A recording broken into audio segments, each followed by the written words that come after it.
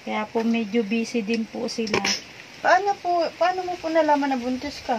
Nagpa-ultrasound po ako kasi dinugo na po ako ng dinugo. Di na po siya nag-ampat. Oo. 1 buwan po ako na naka-confine po sa BMC. Pag ano po sa akin, sinabi po sa akin, may kakambal daw po yung mayoma ko, yung bata.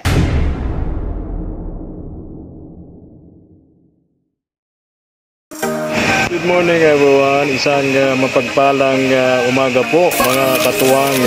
Muli po ito po si Efren Espanyol, ang inyong small YouTuber. Ngayong umaga mga katuwang.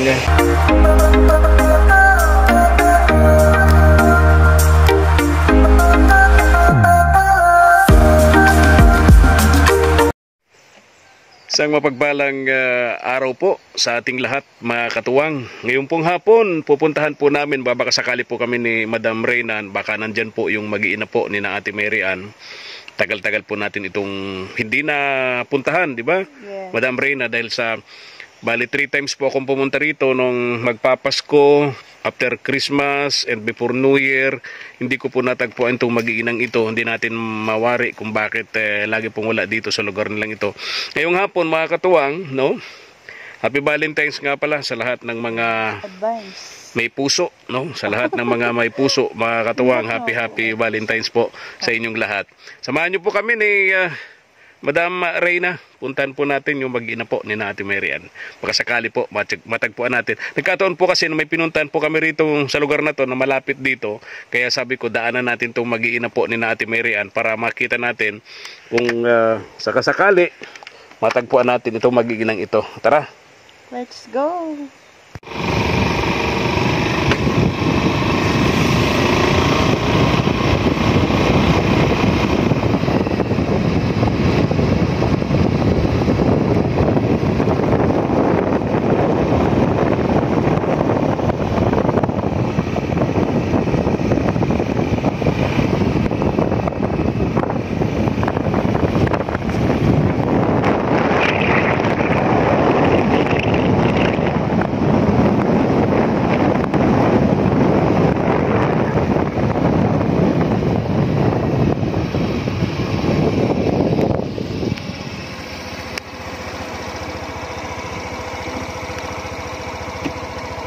Itong mag-iina sana nandito. Ayan. Tao po. Tao po. Tao po. Oh, sakto. Madam Reyna, may tao rito. Andito si Bless. Anong pangalan mo? Marilbert. Oh, tagal-tagal kami din nakapunta rito sa inyo. Nasaan ang mama mo? Ayan po. Ate Mary Ann, pwede ba kaming tumuloy? Saan ang mama mo? Ay, papa mo, yung papa mo. Ha? Ay, mga kapatid mo, si Diana pa eh. Naliligo pa dun. Naliligo? Oh, may anak ka? Opo. Yan po yung katambal nung ano ko, mayoma ko. Galing po kaming Naga. Ilang buwan na yung baby mo? Noong 31 pa lang po ito lumabas. Nauwi pa lang po kami. Oo. Hindi. Ano yung babae, lalaki? Lalaki po. 2 weeks. Nalabas pa lang po kami kasagsagi ng baha. Nung bago magpasko, pagkatapos ng Pasko, Wala po kami. New Year, 3 beses akong pumunta rito, walang tao rito. Nasa Naga na po ako noon. Nakapagpain na po ako. Sa Naga City? Sa BMC? Opo. Doon na po ako dinala. Hindi na po kaya sa provincial at na maapektuhan daw po pati yung bata. Kaya doon na po ako dinala. Ay, mga anak mo, saan mo iniwan? Iniwan ko po doon sa kamag-anak po namin sa Paracali. Oh, ang layo. Kaya pala. Nandoon po. Mabuti na lang, kami ni Madam Reyna ngayong hapon, may pinuntahan kami rito, medyo malapit dito ng konti sa inyo. Sabi ko, saglitan natin itong pamilyang ito, baka sakali na lang, nandito sila. So, andito nga, Opo. si Ate Mary Ann may anak na. 2 weeks. Opo. Oo. Ako na makaragatit. Ano ka? Pakalaga ng Oo. baby. Ay, Kung marunong ka niyan. opo. Baka di ka marunong yan. 2 weeks pa lang yan. Opo, grabe, 2 weeks pa lang tapos wala nang ano. Wala Okay naman daw po yan kasi grabe po daw ang pawis. Hindi ka yata sanay niyan, Madam Reyna. Sanay po ako, ang dami ko pong pamangkin. Oo nga pala. Oo. Oh, wag nang mag-cry. Kahawig ni Diana. Diana Fe. Saan yung bata? Diana Fe. Diyos ko po. Ay, ganito. Di ba nung balik-balik namin sa inyo rito, nung mga panahon na lagi kami rito, para tulungan kayo, ang sabi mo sa amin, mayuma. Kaya malaki yung tiyan mo. Lagi namin napapansin, malaki yung tiyan mo. Ang sabi mo, mayuma. Trace po yan, di po siya na-trace.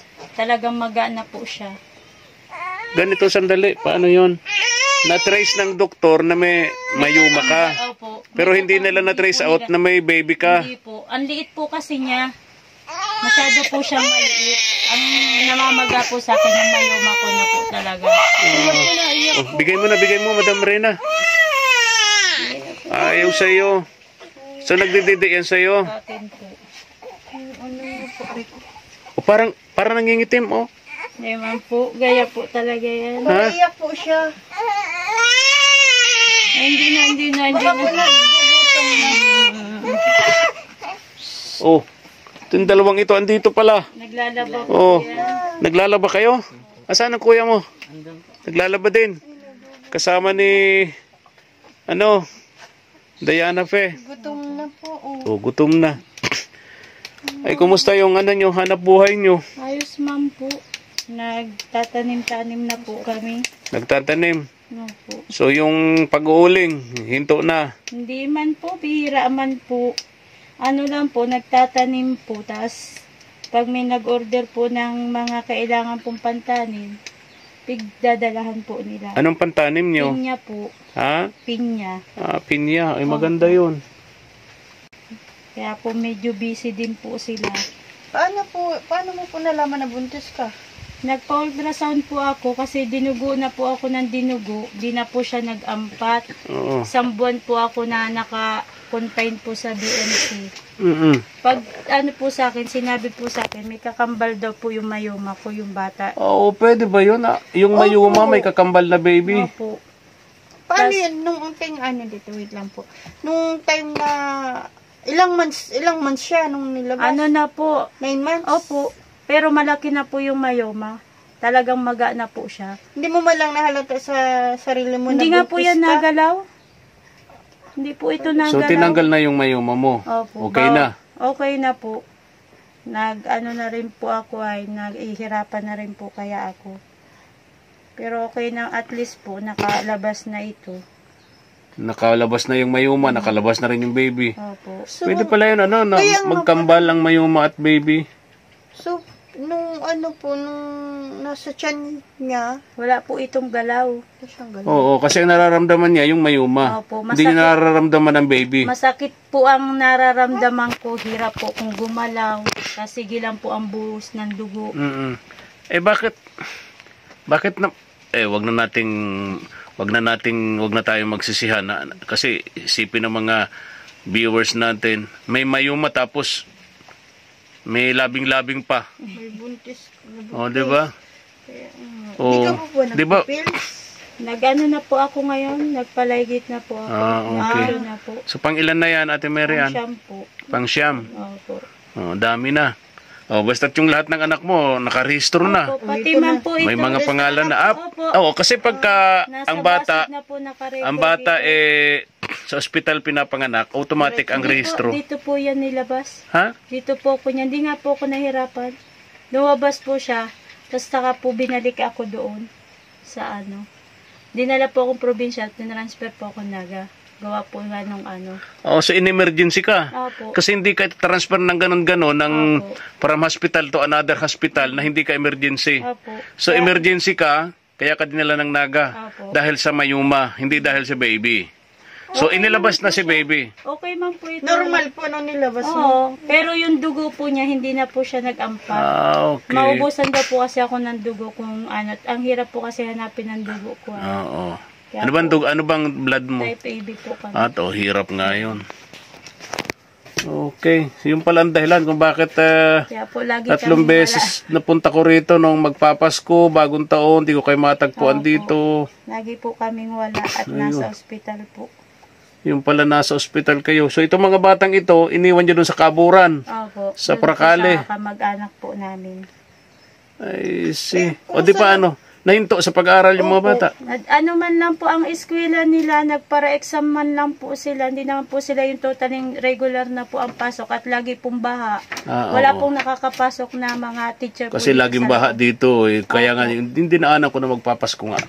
Grabe yung baha. Yung ilog na dinadaanan natin na sapa lang. Opo. Mababa lang, di ba? Palalim po kasi. O, pagkabaha, naapaw doon sa parang spillway ba yun?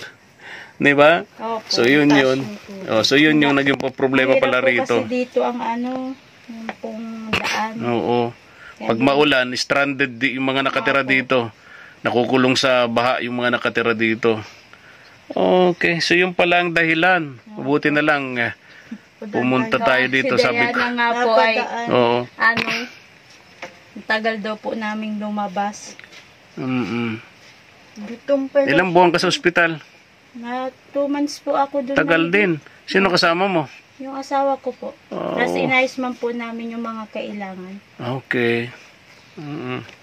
Di ba yung may sakit din yung asawa mo? Opo, pero ano man po, nagtsatsaga man po siya. Hindi man po mabigat yung mga inaano niya. Ang alam ko kasi, bawal sa kanya yung mga gawaing mabibigat. Lang po, tulad Oo. po ng pagpapasan ng kahoy na mabibigat. Kaya nga, guuling kayo. Ano man po, malapit man lang Malapit po. lang. Opo. Kasi yung sakit niya, yung balls ng lalaki, Opo po. lumalaki yun. Kasi laki ng baon ng nyug. Sure. Kakita ko niya, may tinutulungan ako yung dati, mangingisda. Ang 2 balls niya, kasi laki ng nyug. Di na siya makakilos. Sinabi nga po yun na bawal daw nga po mag- Di na siya makakilos, di na siya makalakad ng maayos. Naka-wheelchair na lang siya. Kasi yung 2 balls niya, kasi laki ng baon ng nyug. Laki-laki. So, hindi naman yung ganun asawa mo. Hindi po. Okay naman po siya. Kaya lang po, ang sabi daw po sa kanya, wag lang daw po magbubuhat na mabigat. Ay, bigat. Oo. Okay. Yung pala yun, So, at least, nalaman namin ang istorya ninyo. Mayroon, kumusta na yung yung inihahanda sana nating pabahay ninyo doon sa bundok. Nandoon pa man po. Kaya lang po, simula po baga nung pabalik-balik po ko sa ospital, hindi na po namin na ituloy.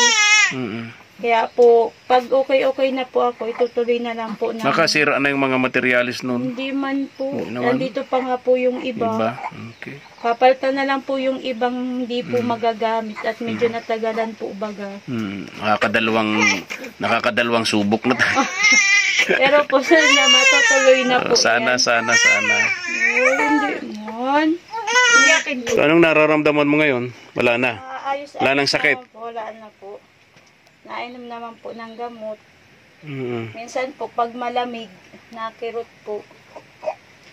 Yun po na. O, operahan ka po. Andito bakit ito walang damit? Damit ka? Mga nagligo sa ilog. Dito na yung 3 galing ilog. Hala. Baka kayo malunod sa ilog.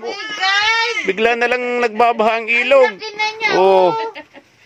Blessed Diana Fe. Bait. Bless. Hello. Ay, yung karakarga pa yan dati. Kaya nga. Kailangan na yung maglakad kasi may bagong karga na eh. Ilang buwan pa tayong binag. Kaya nga. Kailangan na niyang maglakad. Kailangan na talaga kasi may karga ng iba. Di ba, Ate Mary Ann? Sana all. Oo. Bait man po pati yan. Oo.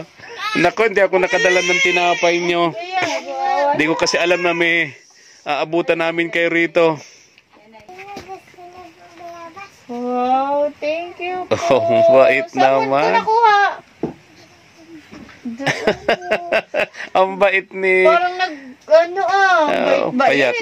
payat siya. Siguro ganyan ang bata kapag pagka lumalaki, tumataas. Oo. Ay, grabe Naipit yung bata, naipit. Ito yung parang laging busog. busog. O, damitan nyo na at malamig. Matibay po yan sa Diana, pansit. halika dito. Marunong Kumusta ano. ikaw sa school? Umablis daw siya. Mabilis daw. Thank you. Oo, bait. Naman po, nakakasagot ka po. Nagawa po ikaw ng assignment. Ate Mary Ann, damit. At malamig, mga bata. Ito si Bunso. Oh, si anong pangalan nga nito? Pangalawa sa Bunso? Dave Matthew po yan. Oh, pinahirapan mo yung bata. Dave Mabay Matthew. ng pilik mata. Kaya nga. Asset nila ang kanilang mga pilik mata. Mabilis ikaw. Asset nila ang kanilang mga pilik mata. Ate ano, noon, karakarga mo pa lang. Tapos ngayon may karakarga ka pa rin. Oh. Eh, Yan laki. pagbalik natin, kinakasal na yan. Ko naman po. Baka pag naglakad na naman yung isa, mayroon na Wala naman. na po yan. Kaya sabi ko, ilang buwan ba tayong di nagkita? Legate na daw siya. Di ba ate? Masunod.